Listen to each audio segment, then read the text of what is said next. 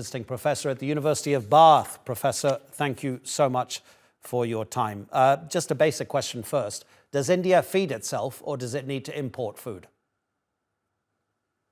No, India does not need to import food. India has been feeding the world for nearly 45 years. We've been self-sufficient in food for a very, very long time. In fact, we are exporters of a whole variety of products, including beef. We are one of the world's largest exporters of beef after Brazil.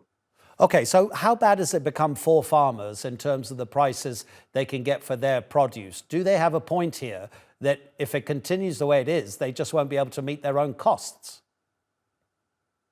You're right. They have very much a point. The point is simply that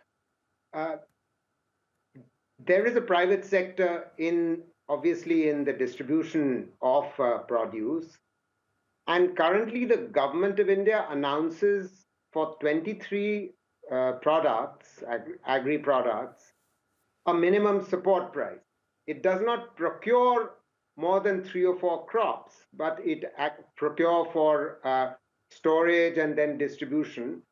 But for the majority of them, it announces a minimum support price. However, unfortunately, the government has not been intervening in the market. You see, at least a third of the total produce is bought by the private sector. And there are many middlemen and, of course, traders and distributors and the buyers from the farmers who jack up prices, sell in the urban areas, but unfortunately, the farmers don't receive what they deserve.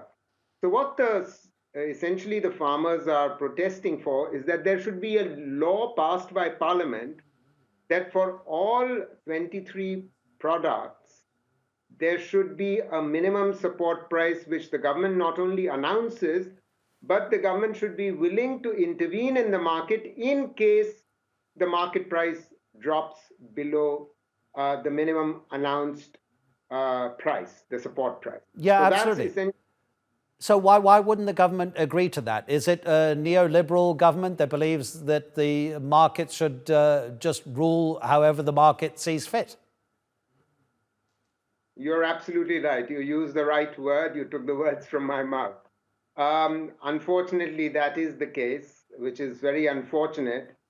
Because please remember that unlike in the rich countries, as much as 45% of the total workforce of India is in agriculture. And clearly, if they don't receive from market the prices that they deserve, then incomes don't rise. And if incomes don't rise in rural areas among 45% of the workforce, then how much money do the farmers, have left over to buy manufactured products? So the demand for manufactured products remains subdued. So it doesn't work for the economy, it doesn't work for the farmers, and it's unfortunate that the government is not seeing the basic logic of this. Professor Santosh Mehrotra, thank you, sir.